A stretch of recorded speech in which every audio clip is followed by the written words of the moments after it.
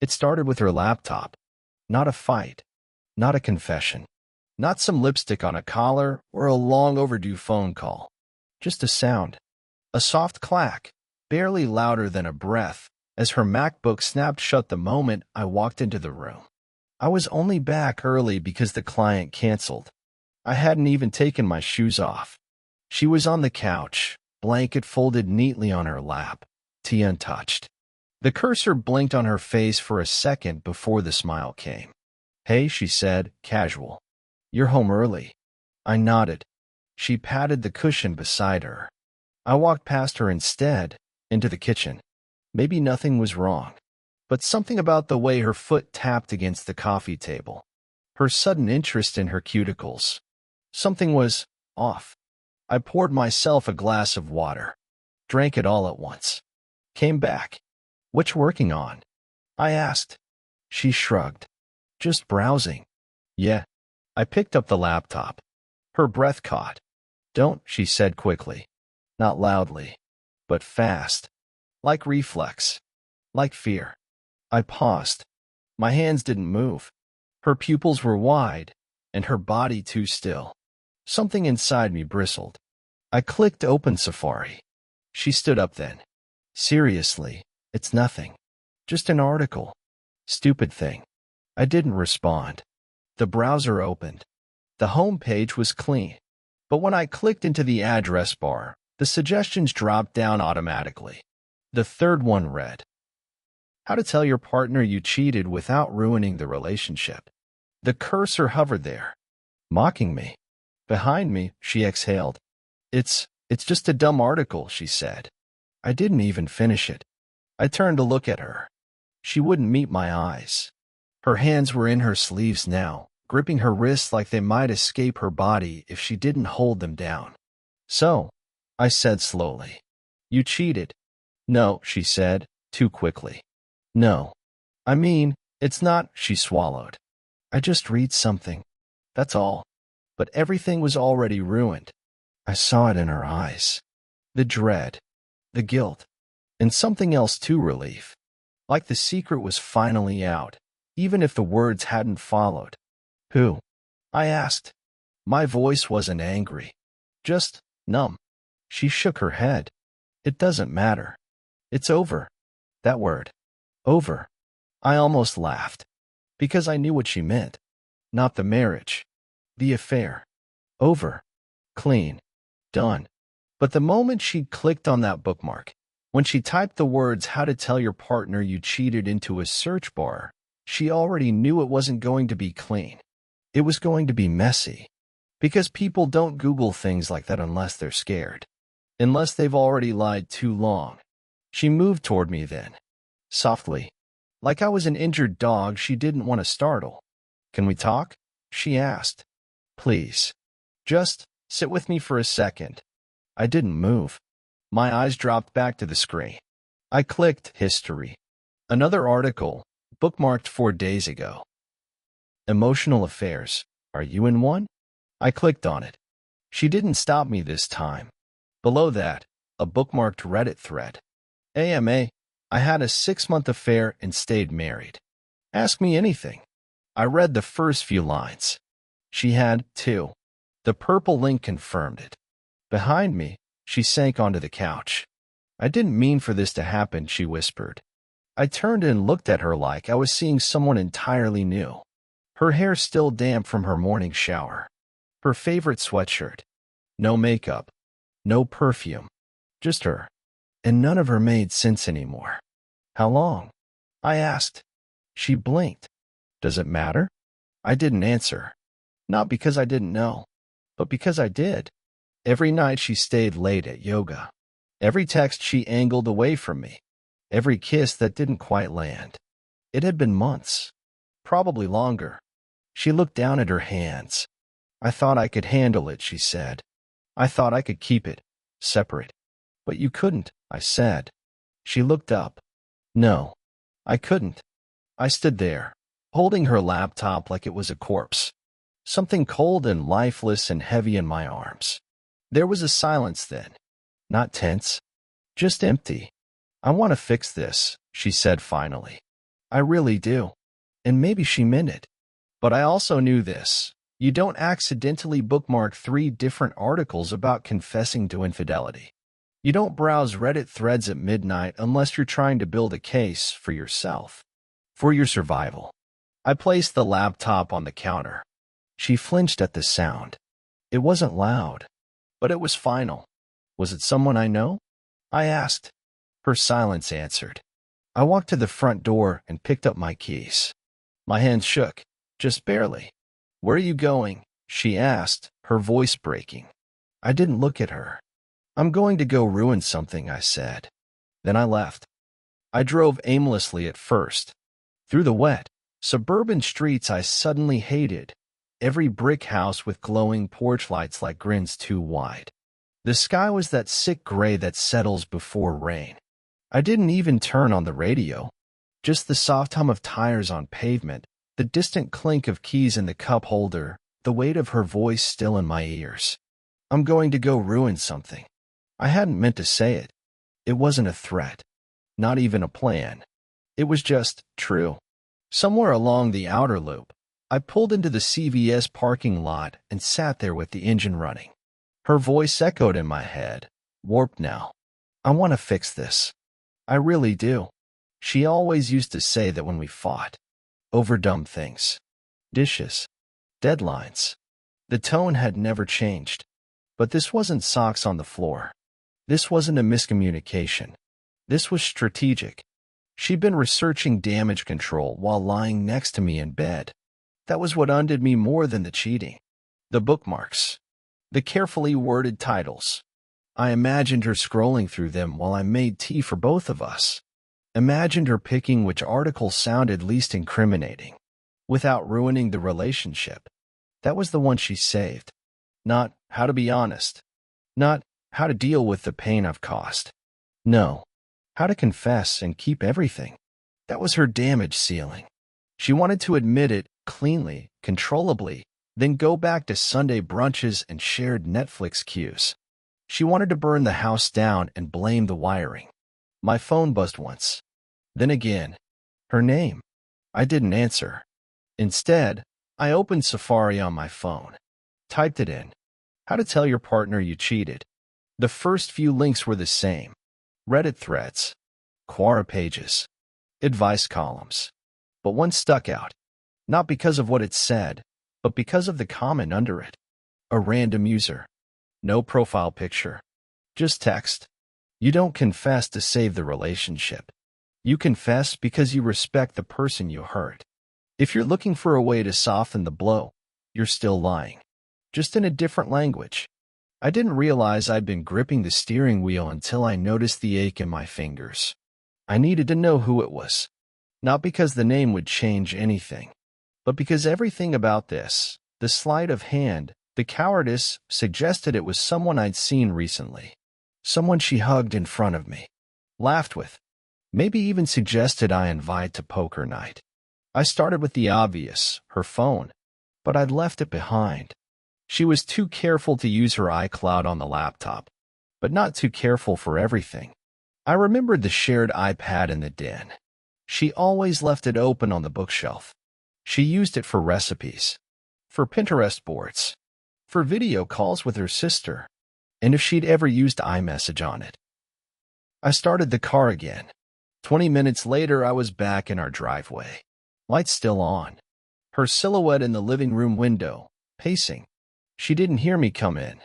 I went around the back, through the basement door I had installed last fall. Quiet. Unlocked. Like she always insisted. Inside, the house smelled like basil and fabric softener. Still, I crept up the basement stairs and into the den. The iPad was there. Screen dark. I tapped it. It opened instantly. No passcode. I don't know if I wanted to find something, or hoped I wouldn't. But when I opened iMessage, the feed greeted me like an old friend. Second name from the top, Liam. Work? A smiley face next to it. I tapped it open, and for a moment, I forgot how to breathe. It wasn't explicit. Not in the way people think. There were no body parts. No breathless invitations. But the intimacy was worse. A photo of our backyard, taken from her seat on the deck. The caption read, "Wish you were here instead of him." A message about a podcast they were saving to listen to together. A comment about the way I chewed when I was anxious. How she couldn't unsee it now. The last message, timestamped 2 days ago, read, "He's getting suspicious. Might tell him soon. Don't freak out. I've got this under control." And then, as if my hands weren't already shaking, I saw it. A voice memo. 15 seconds. I pressed play. Her voice. Soft. Tired. The way she only sounded in bed, after the lights were out. "I keep thinking about your hands on me in the office. About that night in the stairwell. I wanted to call in sick the next day and just stay wrapped around you." I set the iPad down carefully. Everything was quiet. Even my heartbeat, somehow. I stood there in our shared home, surrounded by photos we chose together, books we both loved, furniture we spent months saving for. And none of it felt real anymore. None of it ever had. I walked out through the front door this time. Her voice followed. "Eli, wait." But I didn't turn around. Because if I did, I might scream. And I wasn't ready to give her the satisfaction. I didn't go far. Just enough. 2 blocks down, parked on a side street no one used, engine off, phone flipped face down on the passenger seat. I didn't want anything touching me. Not her voice. Not her name lighting up the screen. I just sat in the dark, listening to the soft creak of the car cooling. The thing about betrayal is that it doesn't feel like fire. It feels like ice. I couldn't even cry. Couldn't rage. The anger would come later, I knew. But right now all I could do was sit there, perfectly still, watching the condensation bloom on the windshield. Liam. Of course it was Liam. Her coworker. The one she used to roll her eyes about. "Too intense," she'd said once. "He always hovers. Makes everything dramatic." She told me that in the kitchen, grating Parmesan over my plate like we were talking about a sitcom character. I'd nodded, trusting her, because that's what you do. You trust. Even when you shouldn't. Especially then. I'd met him 3 times. Shook his hand. Called him man, like we were friends. He was the kind of guy who made too much eye contact and asked about my weekend like it was for a report. The last time I saw him, at the company barbecue, he complimented the way she wore her hair up. Said it made her look dangerous. I remember the way her eyes flashed when he said that, and how I brushed it off like a joke. I was halfway through replaying that scene for the 4th time when I noticed something in the rearview mirror. Movement. A figure approaching from down the street. Slowly. Deliberately. I reached for my phone, heart pounding. But it wasn't her. It was Mark. My neighbor. He lived across the street with his wife and their 3 always screaming kids. We barely talked outside of trash day or, "Hey, got a package for you." But now, at 10:47 p.m., he was walking toward me with both hands in his coat pockets. I rolled down the window an inch. "You good?" he asked, voice low. I nodded, but it wasn't convincing. He looked at me for a long moment, then exhaled and leaned on the hood. "She called my wife," he said. "Asked if we'd seen you." "Why?" Mark shrugged. "Said you left angry. She's crying. Something about a misunderstanding. Said she was scared." I almost laughed. "Scared? She cheat on you?" he asked, after a pause that wasn't really a pause. I stared at him. "You don't have to say it," he added quickly. "Just the look in your eyes, man." Silence stretched out. Then I nodded. "Once." Mark didn't react. Just kicked at a rock on the pavement. Mine did too. 6 years ago. With her boss. I didn't find out from bookmarks, though. I found out because she left a hotel receipt in our dryer. I blinked.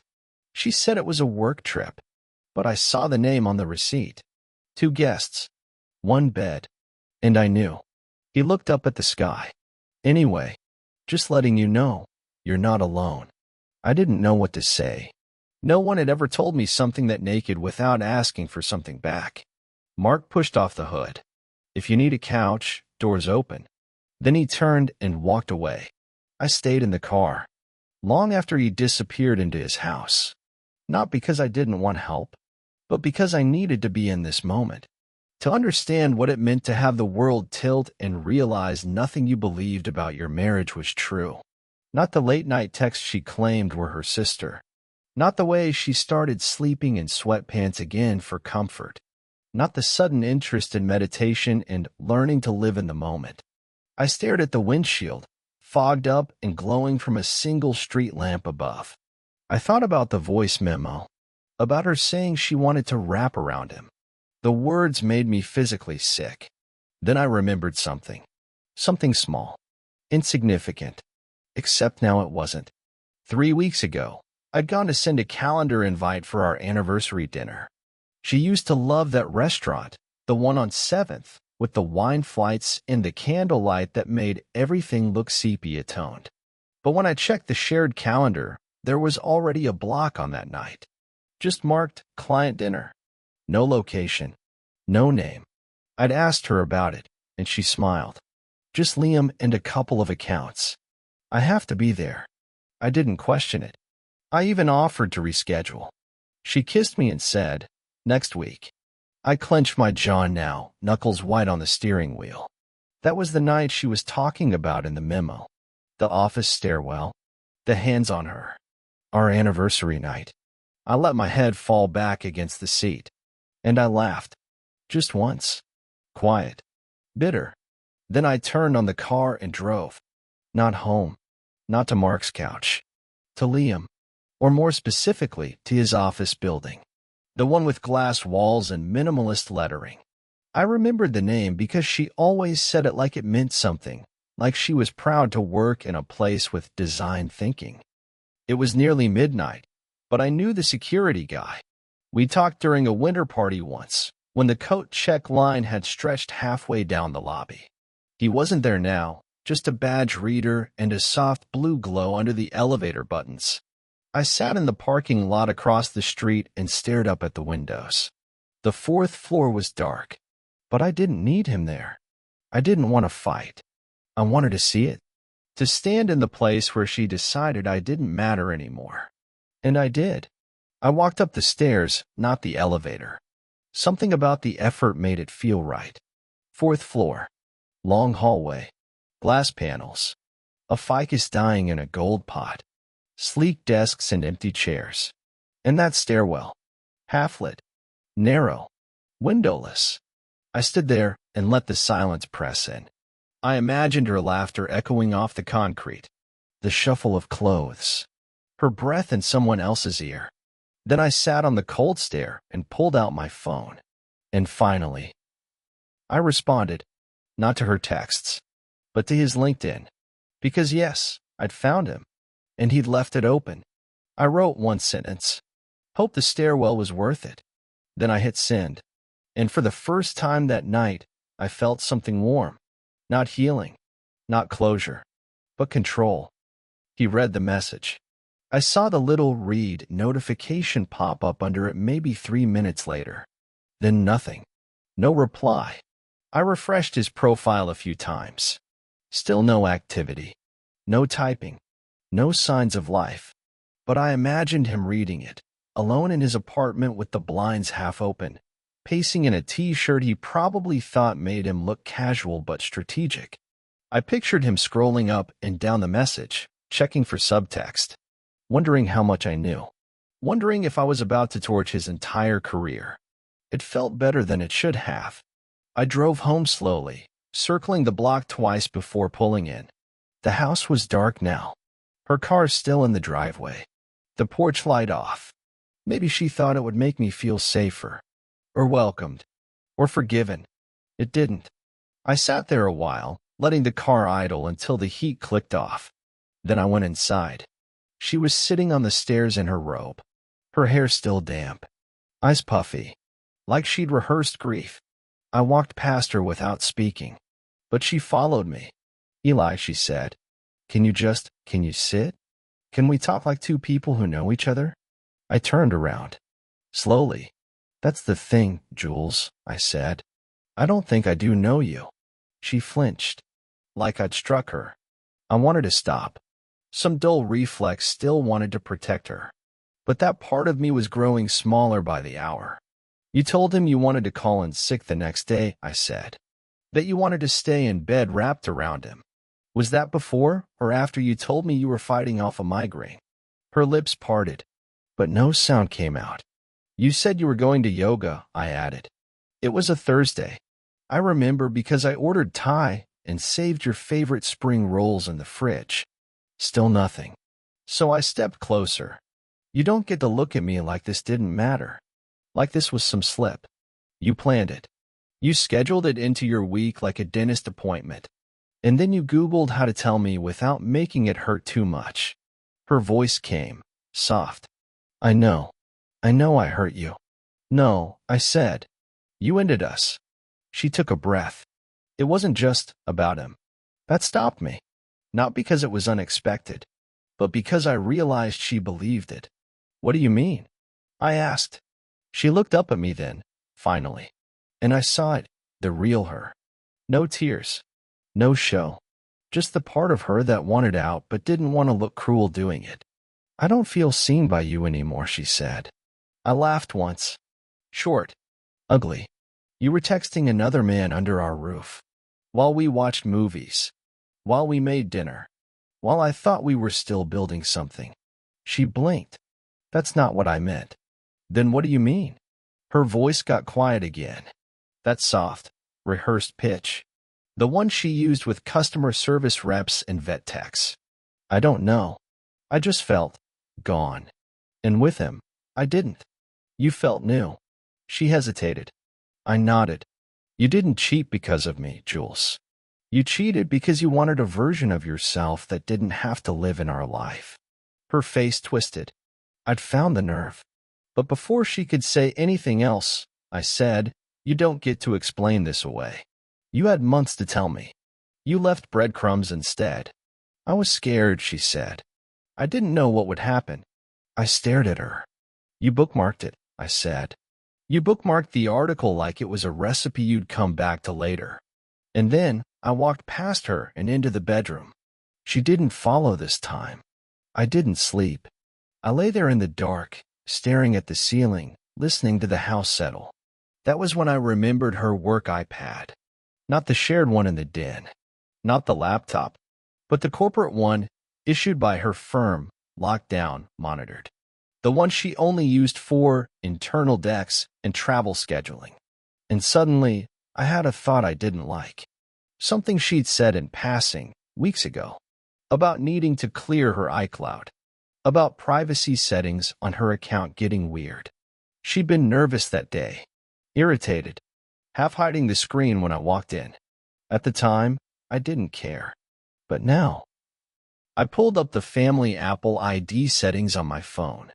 The ones we never used, but still had linked for the calendar and Find My. Her work device was still listed. Still active. I clicked it. No location. But the access logs were there. She'd synced it to a private iCloud account. Not the shared one. Not her name. But something I recognized. Her old college email. The one she said she only used for newsletters. It had backup turned on. And messages sync enabled. I paused. Then I logged in. It took a few minutes. Some password resets. Some educated guesses. And then it opened. Hundreds of messages. Not just Liam. Someone else. First, I thought it was a nickname. But it wasn't. It was a second man. Different tone. Shorter messages. Less romantic. More transactional. Receipts. Transfers. Coordinates. I stared at the screen, my pulse thudding louder with every tap. She hadn't just cheated with Liam. She'd used Liam to cover something else. And now, in this thread, I saw it. We're almost there. He suspects nothing. You're sure the paperwork won't trace back to me? Don't worry. By the time he figures it out, he'll be too emotionally wrecked to fight. The next message was a PDF attachment. It opened slowly. A bank statement. My name. Her name. A withdrawal. $60,000. Gone. I blinked at the screen. She didn't just betray me. She robbed me. The money was for the lake house. Not ours. Not one I'd ever been to. One I hadn't even known existed until that night. I found the deed transfer in the PDF folder, tucked neatly inside a zip file marked consulting. The address was in upstate Vermont. A modest two-bedroom by the look of the photo, perched on a foggy shoreline with a weather-beaten dock and green shutters. Dreamy in a way that didn't suit either of us. But it suited them. And when I searched the coordinates from the earlier message thread, they matched. That place was real. And she'd signed the ownership papers last week. With his name on it. Not Liam. Not the first one. But this other man. Ryan. He never appeared in our life before. Not in friend circles. Not on her socials. There were no photos, no tags, no lingering mentions. Just one forgotten line from months ago, spoken in passing while she rifled through her bag before leaving for work. God, Ryan's so bad with scheduling. He double-booked me again for that pitch in Stanford. I remember it now because she had smiled. Not an annoyance, but like a joke they'd already shared. Like something rehearsed between people who didn't need to say more than a few words to understand each other. Ryan wasn't just someone else she cheated with. He was the one she was building with. Liam was noise. A distraction. Ryan was the plan. I sat on the edge of our bed, the iPad glowing in my hands, the silence around me now hostile. She was asleep on the couch, or pretending to be. I could hear her breath from the hallway, rhythmic and too deep to be natural. I could have walked out the door right then. I could have packed a bag, left a note, driven east until I ran out of land. But something clicked inside me. Not rage. Not grief. Something colder. Sharper. Clarity. This wasn't a love story gone wrong. This was a con. And I'd been its quiet, compliant mark. I checked our joint account. The 60 grand missing from our long-term savings had been transferred in 3 quiet installments over 3 months, always labeled innocuously. Car payment, insurance, IRA rollover. She'd counted on me never checking the details. And she was right, because I trusted her. And she'd weaponized that trust until it became a noose around my neck. I opened another app, an old secure folder Liam didn't know existed, one I'd used years ago for work receipts and insurance photos. Buried in there were my scans, our prenup, and copies of the trust I'd established before the wedding. That trust was the only thing she didn't have access to. And in that moment, it became my shield. The next morning, I was already dressed and at the kitchen table when she came down. Eyes puffy, hoodie wrinkled. She paused in the doorway like I was a ghost she hadn't expected to see. I nodded to the chair across from me. She didn't move. I know about the money, I said. Her expression didn't change at first, but her throat moved. A tiny swallow. I know about Ryan. The lake house. The documents you filed under your maiden name. I let the last part sit there. How did you? You should have unlinked the iPad. She dropped into the chair like her legs had stopped working. There was no point pretending now. She saw it in my face. The resignation. The quiet resolve. I wasn't bluffing. I wasn't baiting her. I was done. I didn't think you'd notice. I cut in. She nodded once, almost shyly. You're not stupid, Jules. That's the part one can't forgive. You didn't do this because you thought I wouldn't see it. You did it because you knew I would, eventually, and figured I'd be too broken to respond. Her face twisted. That's not true. No. I slid the printout across the table. The deed to the lake house. The withdrawal logs. The messages. Then explained this. She didn't look. Just stared at the table. Silent. I leaned forward. You told Ryan I'd be too emotional to fight you. Her breath hitched. You were planning to leave. After I found out. You wanted me hysterical. Humiliated. Guilty. So you could leave clean. Her voice came, brittle. It wasn't like that. I was your shadow, Jules, I said. Someone you stepped around while you built your next life.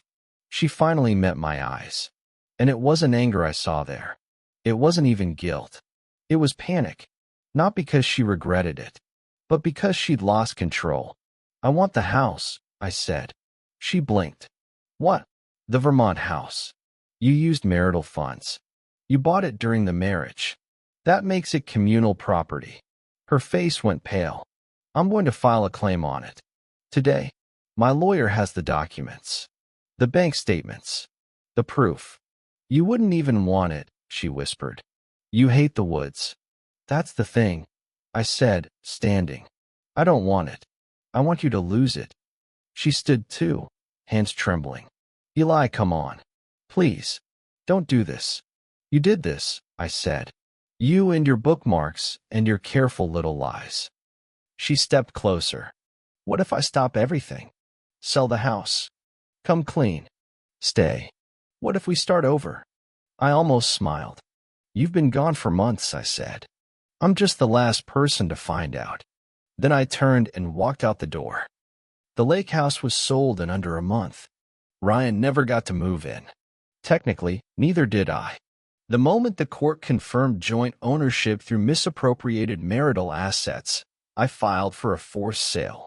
I waived my right to profits. I just wanted it off the table. Off her table. She called once, the night the sale closed. I didn't answer. She emailed after that. Subject line: "I never meant for it to go this far." I deleted it without reading.